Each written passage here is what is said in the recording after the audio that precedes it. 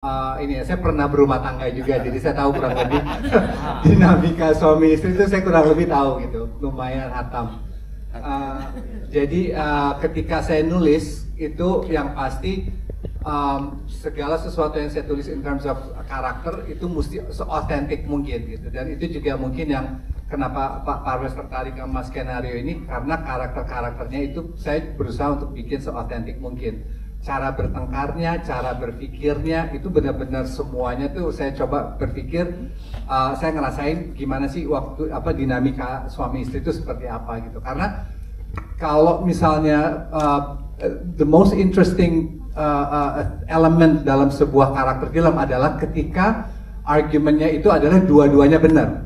Ketika satu benar satu salah, it doesn't make interesting conflict gitu. Yang interesting conflict adalah ketika si Malik ngerasa benar seperti ini dan Alia juga ngerasa benar seperti ini. Dan kalau misalnya diperhatiin, kalau misalnya kita bicara apa cara mereka handle uangnya ketika mereka dapat gitu, emang completely different gitu. Ada yang benar-benar pragmatis, ada yang benar-benar ini. Jadi emang the idea adalah konflik ketika konflik becomes interesting kalau misal karakternya itu believe bahwa apa yang mereka pikirin itu benar. Gitu, intinya kayak gitu. Jadi ketika karakter Malik sama Alia, ya way of thinkingnya mereka merasa dirinya benar gitu. Bahkan kita nggak usah lihat Malik sama Alia deh, kita ke karakternya Tarigan aja deh. Apa yang Tarigan yang saya direct di Wikana itu sebenarnya kebenaran gitu. Jadi he is not a villain. Saya nggak bikin dia sebagai villain di film ini. Yang saya bilang adalah ketika lu berhadapan dengan Malik sama Alia, lu ngerasa diri lu benar. Ini adalah perbuatan yang benar gitu. Jadi when we see dari semua karakter ini mereka fight for kebenaran, it becomes interesting conflict aja gitu buat semuanya gitu, buat ceritanya gitu. Jadi makanya kenapa dinamismenya antara Malik sama Alia itu menarik, karena apa yang mereka project di dialognya, di behaviornya itu mereka dasarnya dari sebuah kebenaran yang mereka percaya. Ya. Sebetulnya Mas Teddy atau Bro Teddy udah sangat detail sekali ya. Jadi pada waktu saya membaca skripnya itu saya hanya ini akan lebih menarik kalau begini, ini akan lebih menarik. Justru kita melihat dua pasangan yang saling mengisi berbeda. Kan ibaratnya pasangan tuh yang katanya kan kliknya, chemistry-nya harus pas. Kayak pintu ya, lubang kunci dengan kuncinya. Nah ini kayak yang cukup menarik yang kita waktu itu kita ngobrol ya, kayak misalnya kok Alia tiba-tiba lebih spontaneous, Angga lebih Malik lebih perhitungan, tapi itu yang menjadi sesuatu yang saya bilang ini benar-benar waktu itu hanya saya bilang ini yang kita sebut romantik. Karena romantik itu bukan berarti segala sesuatu seragam. Ya hidup gimana mau menarik kalau semuanya seragam gitu.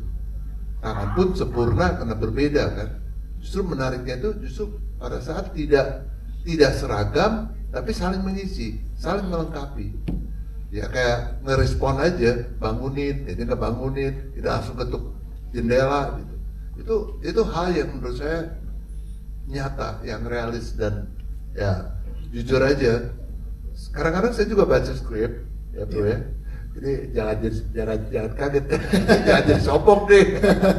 Kadang-kadang aku baca skrip itu aku ngebayanginnya segini gitu levelnya. Tapi apa yang diberikan oleh eksekusi yang dilakukan oleh seluruh tim dan juga seluruh pemain, bagaimana mereka mengisi dopamin. Ini menurut saya ini adalah film yang salah besar mengaku pencinta film tapi tidak menontonnya di bioskop. Karena ini adalah film yang memberikan experience yang luar biasa yang kita nggak bisa rasakan di layar yang kecil. Ekspresinya, emosinya, dinamikanya, itulah yang membuat saya bahagia dan bangga. Dan ya ini memang menjadi sebuah persembahan dari saya juga di Star Vision di ulang tahunnya yang ke-30. Terima kasih untuk Bro Teddy dengan Sebenarnya emang ini skrip yang udah saya tulis udah lumayan lama. Mungkin judulnya pun juga waktu saya tulis belum Dopamin, karena Dopamin itu judul yang saya dapat dari Pak Parwes. Awalnya skenario ini sebenarnya benar-benar a dark thriller. Awalnya seperti itu. Jadi mungkin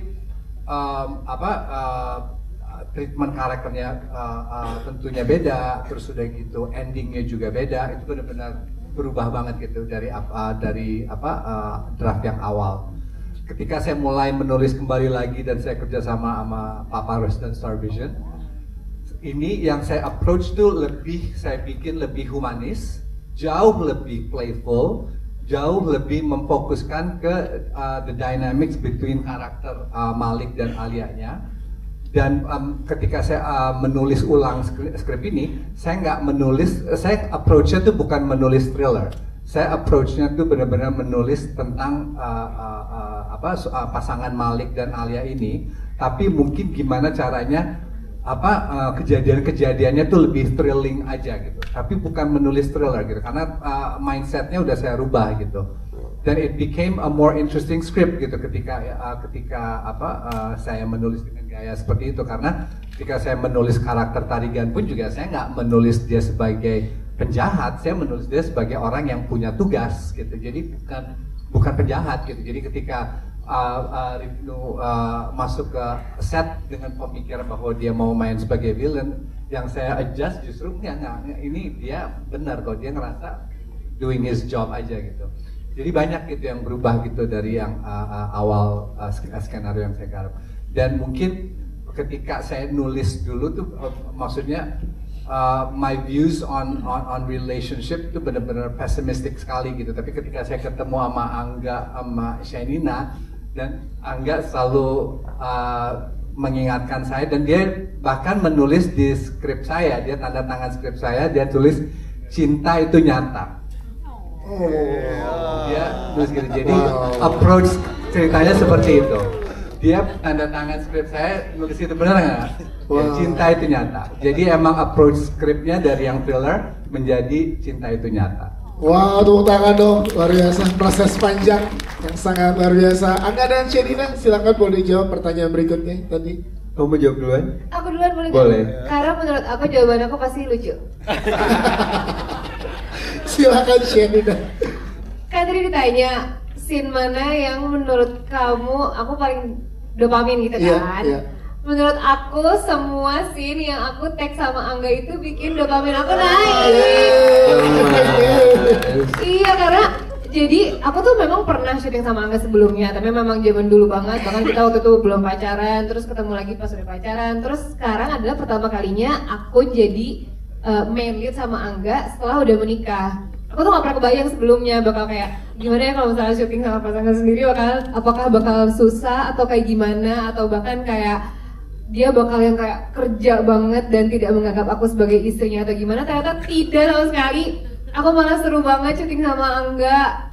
Menurut aku gak kebayang kalau misalnya karakter Maliknya itu bukan Angga yang peranin. Jadi kamu luar biasa banget, Swam. Makasih, Sih. Jadi semua scene yang aku take sama Angga, aku happy. Bahkan ada satu hari aku syuting gak ada Angga, aku cari aku kayak mana Swam aku gitu. Karena satu hari dia lagi calling, dia libur. Udah itu jawaban aku, Swam. Oke. Kalau dari Angga Jawaban aku juga sama sebenarnya. Dia karena kebetulan udah dicuri ya jawaban saya. Mungkin nomor 2-nya deh. Nomor 2 yang bikin dopamin. Oke.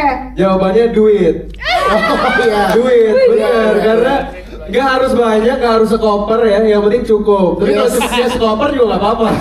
Nggak ada yang salah juga, nggak ada yang marahin gitu. Karena maksudnya dari duit kita kan jadi punya momen spesial. Misalnya kayak momen simple aja gitu, misalnya makan mie gitu ya, makan mie bareng berdua gitu. Karena hal-hal kecil aja juga bisa jadi berdampak besar untuk Malik dan Alia, untuk Angga dan Shenina gitu. Jadi menurut aku ya yang pastinya semua yang bisa kita lakukan bareng sama orang-orang yang kita sayang dan cintai bisa meningkatkan dopamin kita. Yes, tepuk tangan dong.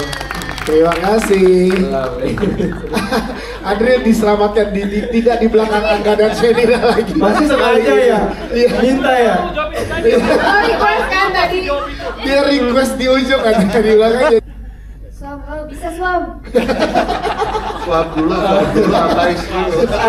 Sebenarnya ada banyak pastinya gitu. Ya, Bang. Mulai dari ya makan bareng bersama itu juga salah satu yang udah kita lakuin jauh sebelum kita menikah, dan saat kita menikah juga kita memutuskan untuk kalau bisa saat kita lagi berada di rumah berdua kita pasti selalu makan di meja makan berdua gitu. Suap-suapan ya. Suap-suapan. Terus tapi Itu detailnya. untuk konflik lainnya pernah nggak? Apa ya sayang? Apa ya suam?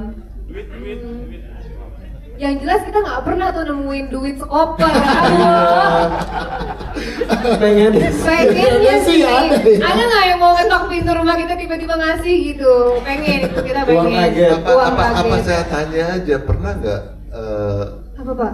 Senina nanya ke Angga, aneh deh suami punya duit gak boleh dibajak.